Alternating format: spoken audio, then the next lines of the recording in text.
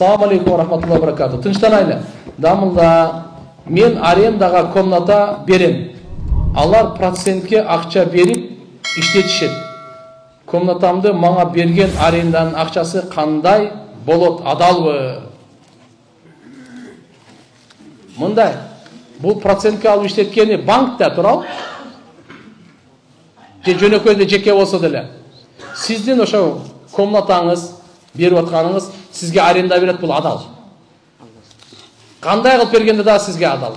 Эгерде башынан эле сиз ушундай эмес алдыңыз, мен банкка аренда берем депчи, башында эле салганыңыз, ошонун арендасын алсаң арам болот. Сүткорлукка, дискотекага, кумарканага башында салганыңыз ушундай боло турган болсо анда күнөө болот. А эгерде сиз алуу үчүн салган эмес, бул бөлмө. Кээде бул алат, кээде бул алат, а бирок алып туруп иштеткен болсо сизге адал. Эки дүйнөнүн бактысы сизге болсун, баарыңызга жакшы тилектер. Ушул жерде отурган жамаатты, сизди, бизди баарыбызды Фирдауста пайгамбар саллаллаху алейхи ва саллам чогуу, ушинтип чогулуп отурушту Алла Таала насип эткен болсун. Амин, амин. Рахмат. Устаз жакында иш баштап жатканбыз. Дос балдар менен Алла ийгилик берсин деп бир дуа кылып коюңуз. Устаз жала карыздан кутулуунун эң жакшы дуа айтып бериңизчи. Жалабы же эмне? Жана карыздан. Карыздан пайгамбар саллаллаху алейхи ва салламдын өзүнүн дуасы бар, саар кеч окуш керек. Аллахумма инни ауду бика мин галабати дайн ва кахри риджал. Карыз үстүмө басып кеткенден сактагын деген дуа. Bundan başka namaz, farz namazdan keyin Allahumma kfini bi halalik an haramik ve agnini bi fadlik amman sivak деген дуа. Куда кааласа Ухуд тоосундай болгон карыз болсо да кутулат деген. Фарз намаздан кийин. Имамдыкка чыкканда рүкүдөн кыямга турганда имам Роббана лакал хамд деп айтабы? Кайсыларды имам айтат, же айтпайт? Имамчы? Имам рүкүдөн бар го, рүкүдө. Жөн сами Аллаху лиман хамида, бул имамдын иши. Роббана лакал хамд муктадинин иши. Бизде экөө бөлүнөт. Бирок эгерде жалгыз болсоңуз экөөнү тең айтасыз. Эгерде имам менен болсоңуз, имам сами Аллаху лиман хамидан айтат, Роббана лакал хамд айтпайт. Муктади сами Аллаху лиман хамидан айтпайт, Роббана лакал хамд айтат. Бөлүштүрүп берип койгонбузда талашпасын деп. Олар Алла разы болсын. Динибиз бөлүштүрүп берген да. Бир себептер менен куптан намазын түнкү саат 2-лерге окулуп бүтөөрү менен ооз бекитип жатып алса болобу? Өзү мындай, куптан намазды түндүн жарымынан ар жака окуганды уламалар макру дейт.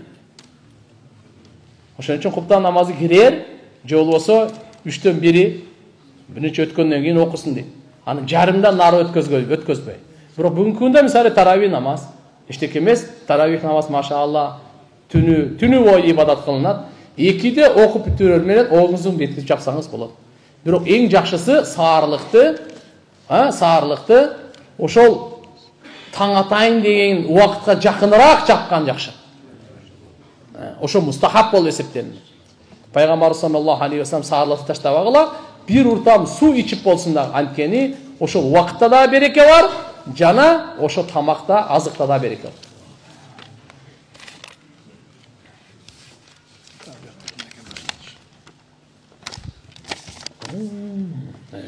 бар. Суроону кыскараак жазбайлыбы, Азмаз?